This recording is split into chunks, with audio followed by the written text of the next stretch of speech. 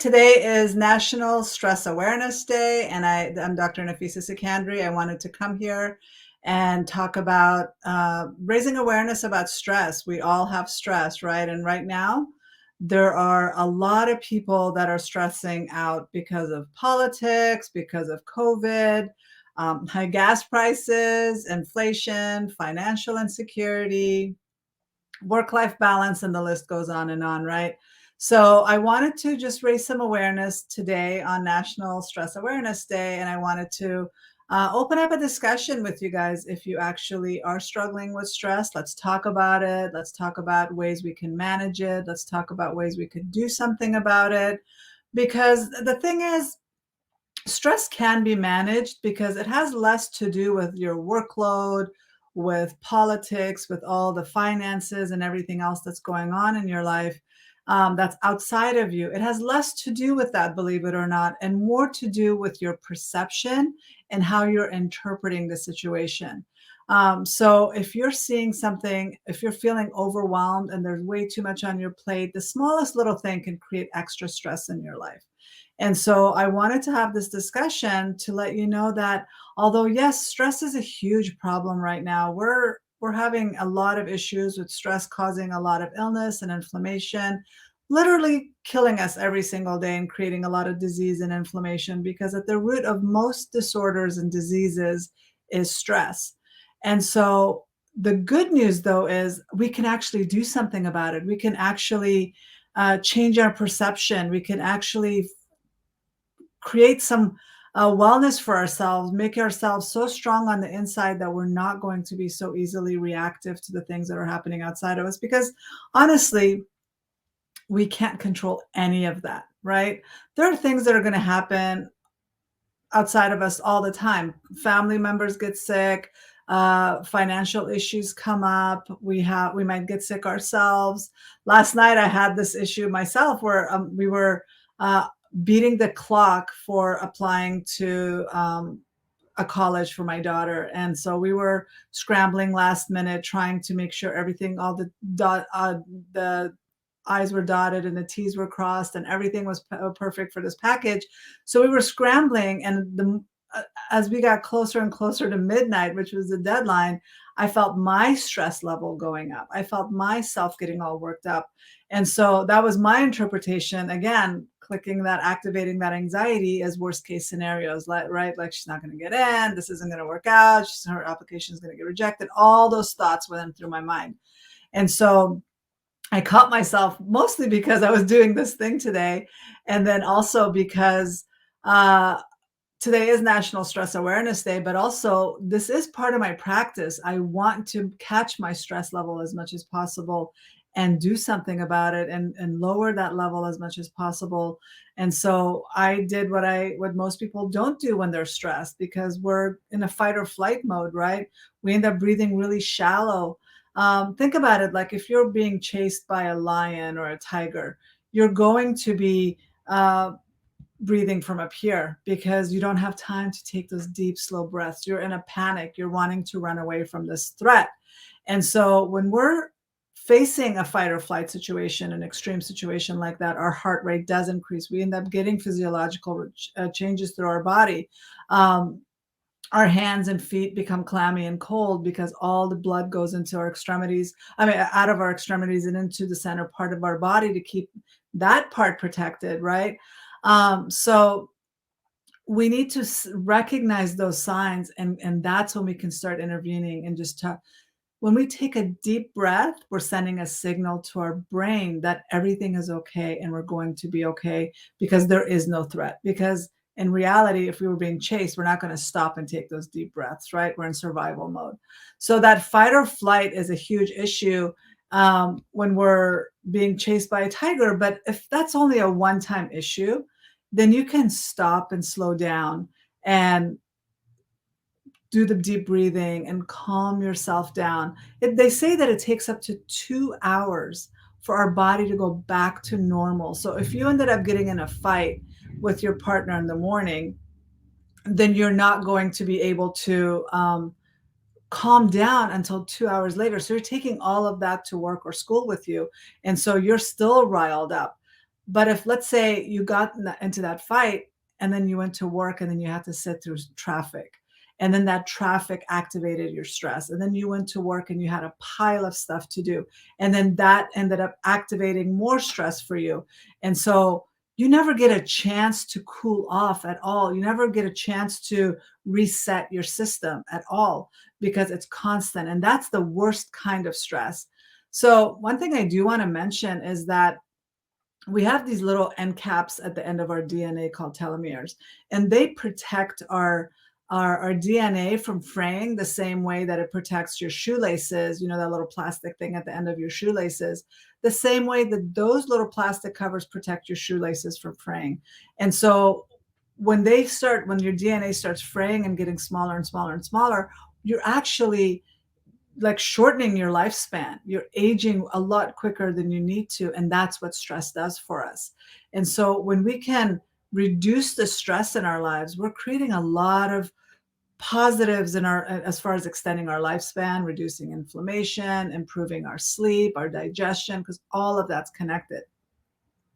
But this chronic, like I mentioned, if we're being chased by a tiger, that's great. We can like do something about it as soon as we find safety. We can calm down. We can breathe. We can say, "Oh, we survived. We outran the tiger or the bear." But when it's chronic, like what I described, where you get in a fight with your partner in the morning, and then you run out of the house, and you're rushing because you're late, and then you hit traffic, and then you end up facing a lot of work at work, and then your boss is yelling at you, and then your friends don't want to go to lunch with you. It just keeps going, right? And it's like you never get a chance to reset, and you're constantly in this stress, fight or flight mode, but it's low grade and chronic. And that's the issue that we're having today. And that's one of the reasons I wanted to do this live today, to kind of talk about how we can stop that from escalating, because we do have a lot more control over our stress levels than we realize. Because, like I said, it has nothing, well, it doesn't have as much to do with what's happening outside of you as it does with what's happening internally, with your interpretation, with what you're telling yourself, with that worst case scenario getting activated inside your head, with the catastrophization that happens, that gets activated in your brain. Worst case, like the world is ending, basically kind of thinking. And so if you stop yourself and you bring yourself back and you ground yourself and bring yourself back into your body, that can calm you down for that moment, and help you make better decisions. Because when we're running around like Chicken Little and thinking the sky is falling, we're not making good decisions. We're making erratic decisions. We're making irrational decisions because we're in a stress mode. We're not really, it actually impairs our cognitive ability. So we're not even thinking clearly when we're in that stress mode. So that's one reason for us to be more mindful. And I know that mindfulness and meditation and breathing is talked about all the time, and everywhere you go, that's what people are talking about nowadays, right?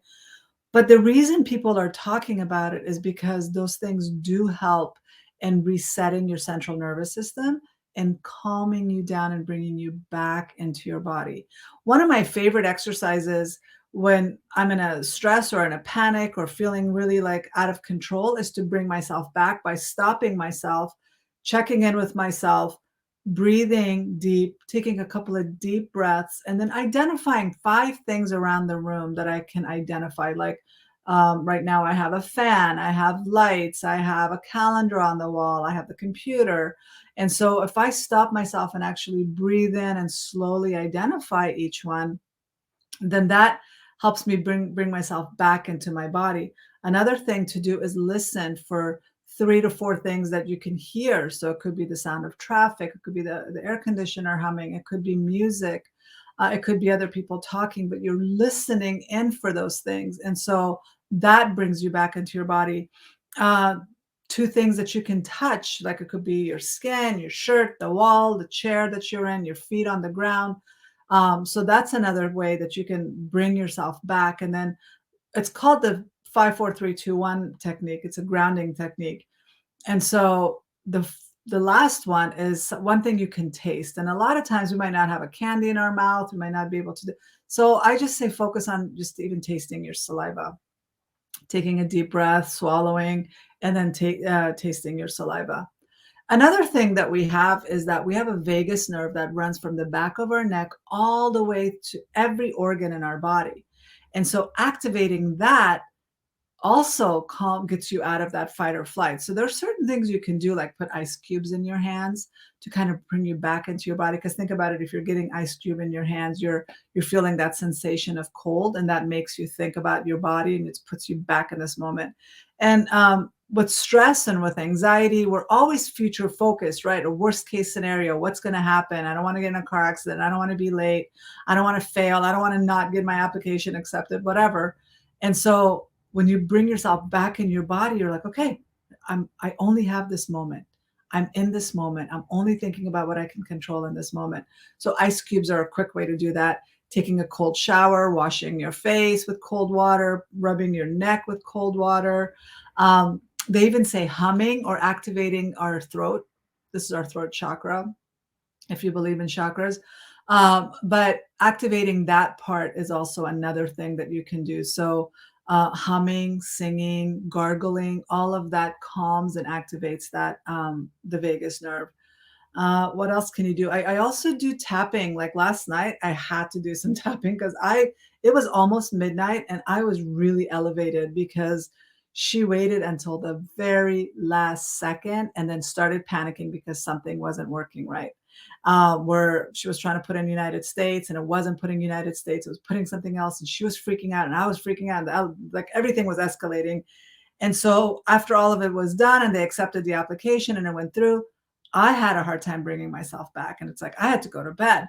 So I did some tapping. And if you've never done tapping, it's this amazing, like an acupressure technique that's like thousands of, well, it's based on research, thousands of years, where it's based on acupressure, which is a Chinese meridian activation system that if you've ever done acupuncture, then acupressure is the same, where it's like all these meridians that you activate and you tap into, and that calms your system down.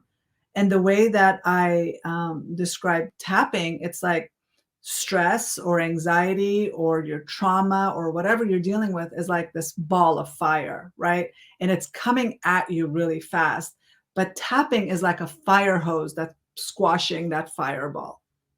And so what I love about it is you don't even have to stop yourself from thinking about the fireball. You can actually actively think about the fireball, whatever that represents for you, whether that's stress, whether that's anxiety, whether that's PTSD, or whatever it is.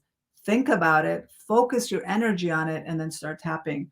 So I'm going to do that. I'm going to demonstrate that right now and see if you guys can follow along with me. So the first thing we do, I'll take my glasses off so I can tap, is we put our hand, which is like has energy. So if you've ever seen Kung Fu Panda 3, which I love, it's all about the energy in your hand, right? It's all about the Qigong uh, like philosophy that we have energy. Our whole body has energy. And so our heart is like a battery, and this has energy. So when we're soothing this, we're actually changing the energy and the energetic field of our heart. So we're soothing this, calming it down like we're petting ourselves, like petting an animal.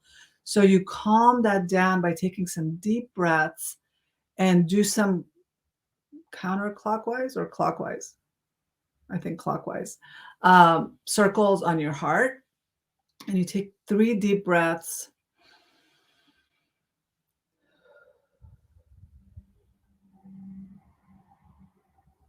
And then you say, I deeply and completely accept myself, or I choose to relax. I choose to calm down. I forgive myself and anyone else that has hurt me or created this stress for me or activated this fight or flight for me. You can say all of those calming things, 3 of them if you can. And then you start with take your 2 fingers and go right here where your eyebrows start and just tap 3 to 5 times or 5 to 7 times. It doesn't matter. Just kind of tap. And it doesn't matter how light or how firm you're doing it. It's just, it has a percussion effect where you're actually activating the meridians. So just do 5 to 7 times, I think is a good number. And then come out to the side. So this is the other points, like it's all like right by here on your temples.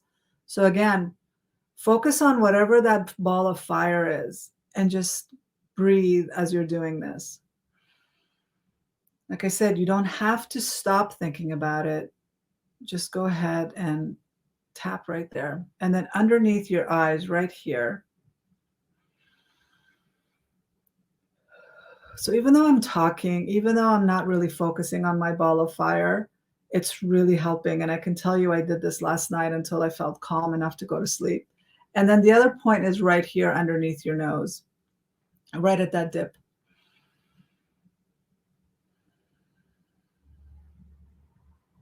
And then right underneath, right here, underneath your lips.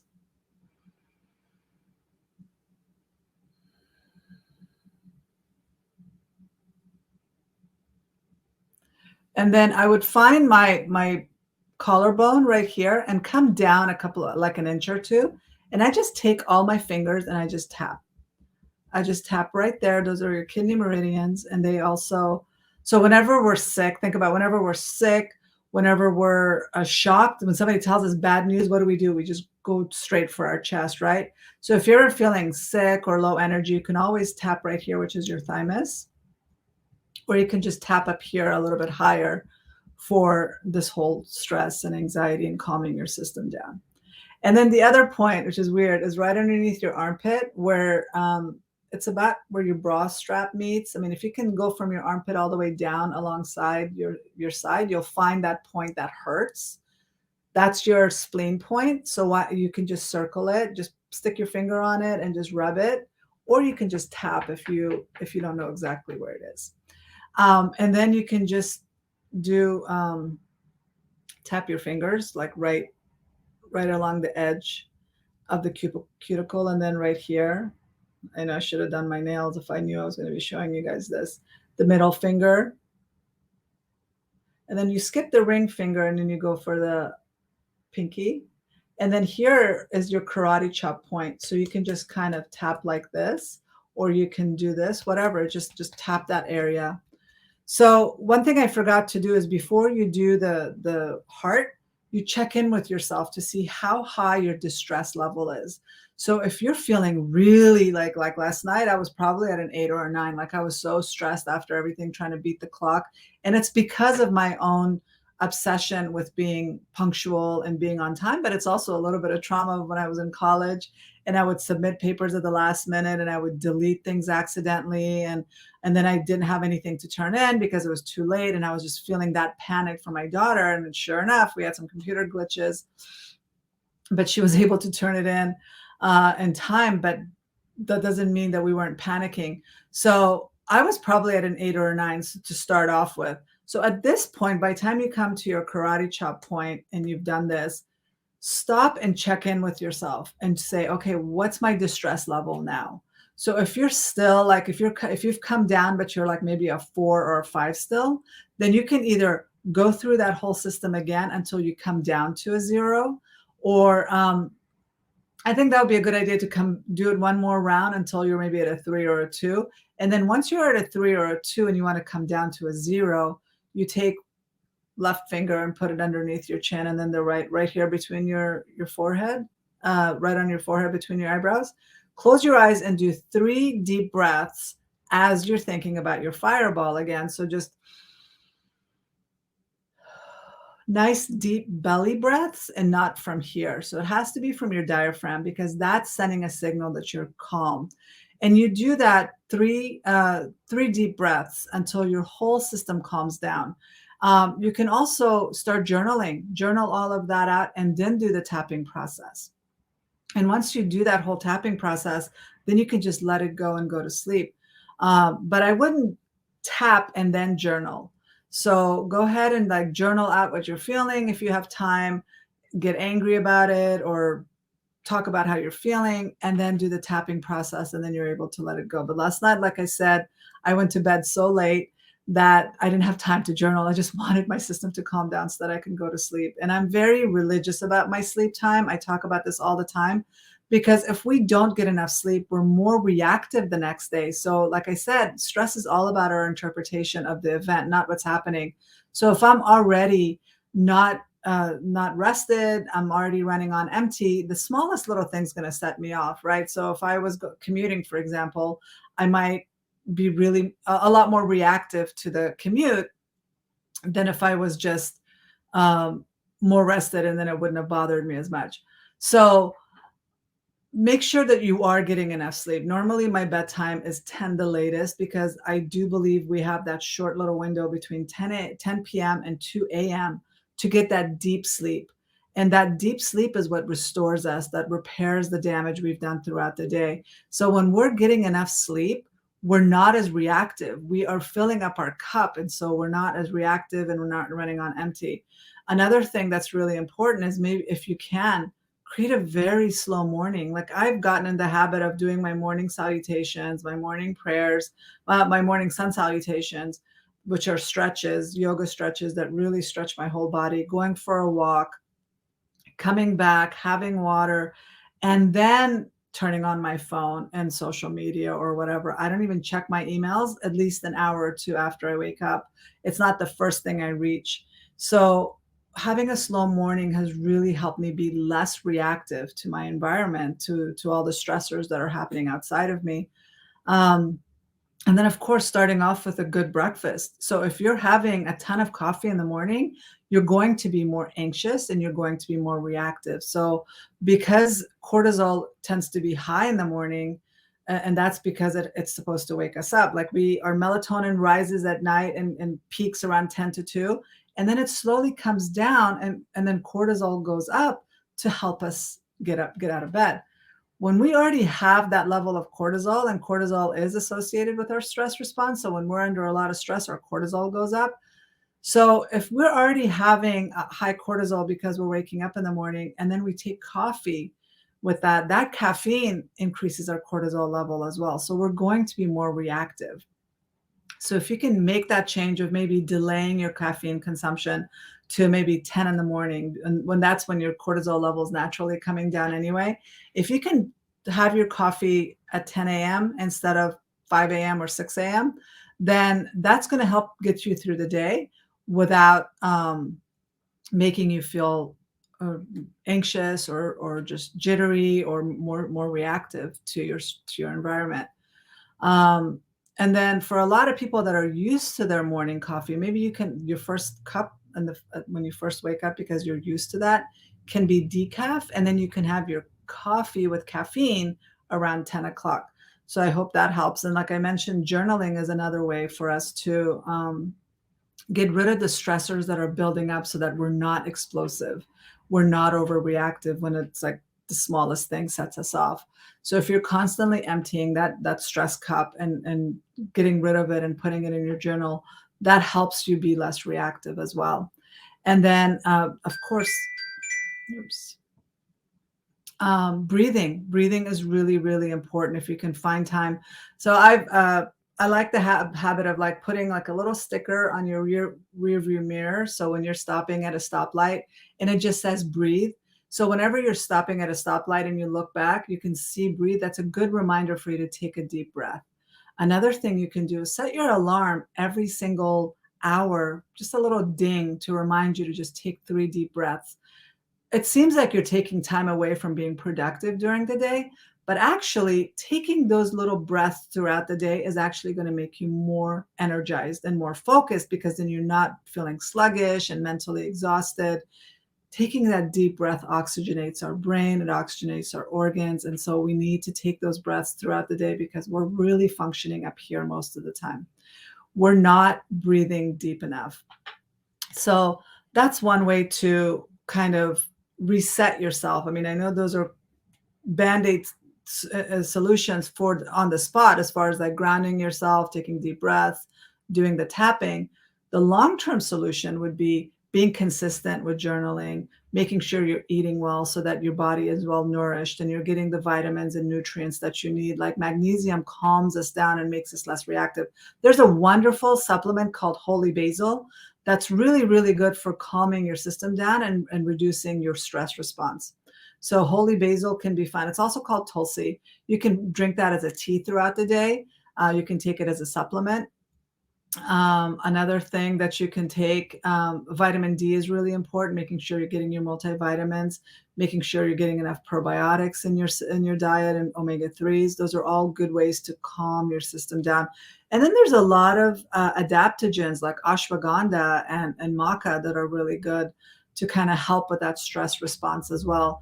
A lot of times we're reactive and our stress gets worse because we're not nourished.